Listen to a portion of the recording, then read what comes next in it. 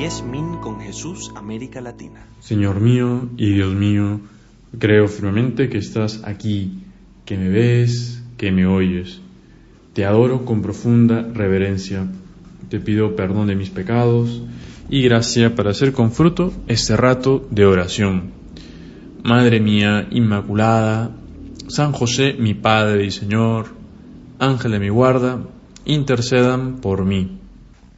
Nuestro Señor no estuvo libre de situaciones complicadas cuando predicaba, porque muchas veces le vemos rodeado de un grupo de personas, gente que le escucha, pero no todos están de acuerdo con él.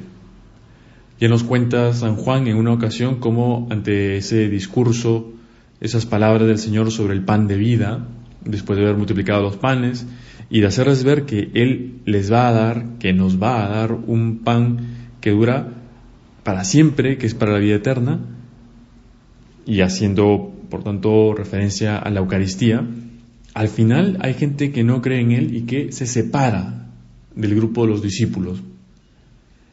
Y en otras ocasiones también nos encontramos que hay gente que lo pone a prueba.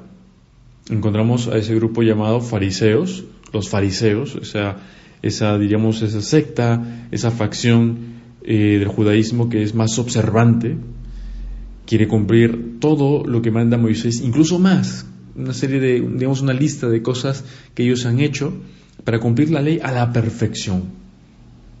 Y también hay otro grupo, que es el grupo de los saduceos, que diríamos es la clase sacerdotal, que podríamos llamarlos como un poco más descreídos. Y hay otro grupo, bueno, hay más, pero hay otro grupo que es el que nos interesa ahora en nuestro rato de oración, que es el de los herodianos. Y es que San Mateo nos cuenta en el Evangelio de hoy que los fariseos se retiraron y se pusieron de acuerdo para ver cómo podían casar al Señor en una pregunta, en una palabra, porque previamente nuestro Señor los ha puesto en su lugar, con esas preguntas tramposas. Y entonces deciden mandar a algunos de sus discípulos y a algunos de los herodianos, estos que son partidarios de que Herodes, que es el rey de los judíos, uno de los tetrarcas, pague parte del tributo al pueblo romano.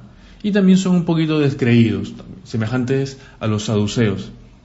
Entonces es llamativo porque los fariseos, que son los más observantes, se unen con un grupo que es menos observante, menos cumplidor de la ley de Dios, incluso menos piadosos, y que pues se unen para poner al Señor en aprietos, detienden una trampa, es decir, dejan de lado sus diferencias, sus ideas, su modo de vivir la religión, para tender una trampa a nuestro Señor. Y ya a partir de aquí podemos sacar una consideración, porque nuestro Señor es el justo, nuestro Señor es Dios, por supuesto, pero es el justo, representa lo que debemos ser nosotros, lo que es el Hijo de Dios, que quiere seguir la voluntad de su Padre, que quiere complacerle, y ese Padre que quiere que tú y yo seamos felices. Y entonces el justo es puesto en aprietos. Esa es una imagen que la encontramos muchas veces en el Antiguo Testamento, como aquel hombre justo como Job, o el caso de Tobit, pues es alguien cumplidor en la ley, que es grato ante los ojos de Dios, pero de pronto cae en desgracia. Y aquí nuestro Señor lo encontramos en un aprieto. ¿Por qué? Porque le hacen la siguiente pregunta: Maestro, sabemos que eres veraz y que enseñas de verdad el camino de Dios, y que no te dejas llevar por nadie, pues no haces acepción de personas. No sé, pero yo ya desde este primer momento les diría: oye, dejen de alabarme, dejen de decir esas cosas y vayan directamente al grano, ¿no? Bueno, es que ya desde allí vemos esa doble intención. No son sinceros. Y entonces viene la pregunta, que es como un disparo fulminante. Dinos, por tanto, ¿qué te parece? ¿Es lícito dar tributo al César o no? Si nos metemos en la escena, en ese momento, imaginamos que la gente alrededor diríamos, se quedaron sorprendidos, tal vez un pequeño murmullo, algunas voces diciendo, uy, esta es una pregunta difícil, a ver qué dice. Porque si nuestro Señor decía, no es lícito dar el tributo al César, inmediatamente lo denunciaban. Y entonces estaría nuestro Señor poniendo al pueblo en contra de los romanos. En cambio, si nuestro Señor dice, sí, es lícito, pues lo acusarían delante del pueblo diciendo que Jesús avala la ocupación y el yugo romano. Tú, Jesús, estás entre la espada y la pared. Qué difícil situación de nuestro Señor. Y entonces, el Señor, tú, Jesús, das una respuesta extraordinaria. ¿Por qué? Porque el Señor es la verdad. Conociendo Jesús su malicia, respondió, ¿por qué me tentáis, hipócritas? Esto es dura, son palabras duras, pero vemos cómo Jesús conoce lo que está en el corazón y no se calla. Y le dice, hipócritas, enseñadme la moneda del tributo. Y en efecto, en esa moneda pues encontraron el rostro, la imagen del César, de Tiberio César Augusto.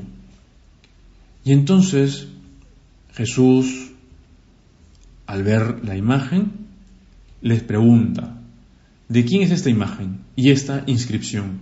Del César, contestaron.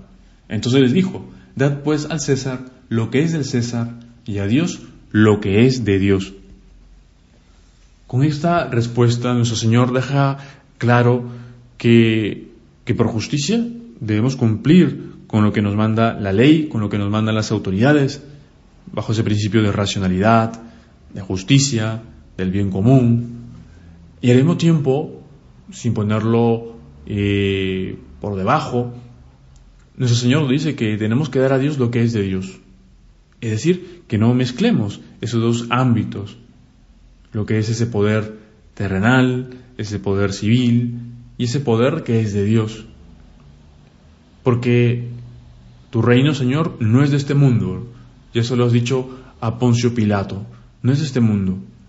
Y tú y yo estamos en el mundo, vivimos en el mundo, y al mismo tiempo esperamos esa vida futura.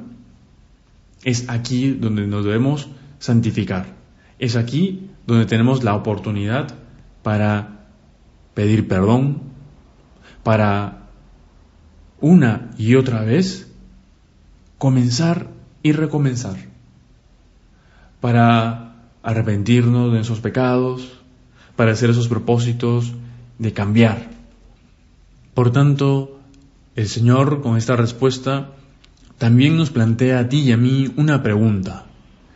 ¿Qué lugar ocupa Dios en nuestras vidas? ¿Le estamos dando a Dios lo que es de Dios? ¿Qué lugar ocupa, Señor, en mi día a día? Bueno, ya podemos decir que ocupas un buen lugar, porque ahora estamos haciendo este rato de oración, estos 10 minutos. ¿Y solo eso? ¿Qué más?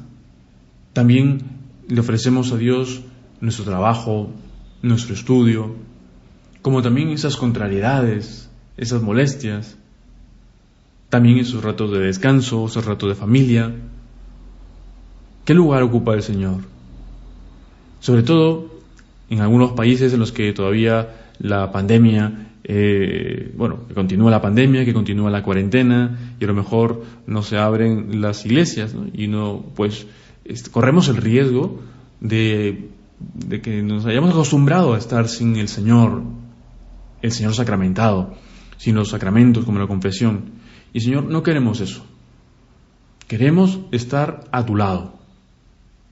Y por eso, en estos días, cada día nos esforcemos por buscar al Señor en su palabra, en la oración, también pues escuchando la Santa Misa, sea por los medios informáticos o la televisión, o a lo mejor eres de uno de esos afortunados que ya puede ir a la Santa Misa, pues que lo aprovechemos al máximo, que hagamos ese propósito de, en efecto, dar al César lo que es del César, que vivamos esa virtud de la justicia, y que al mismo tiempo vivamos esa justicia con Dios, que es la virtud de la religión, esa piedad, ese amor, que solamente se lo debemos a Dios nuestro Señor. Te doy gracias, Dios mío, por los buenos propósitos, afectos e inspiraciones que me has comunicado en esta meditación. Te pido ayuda para ponerlos por obra. Madre mía Inmaculada, San José mi Padre y Señor, Ángel de mi guarda, intercedan por mí.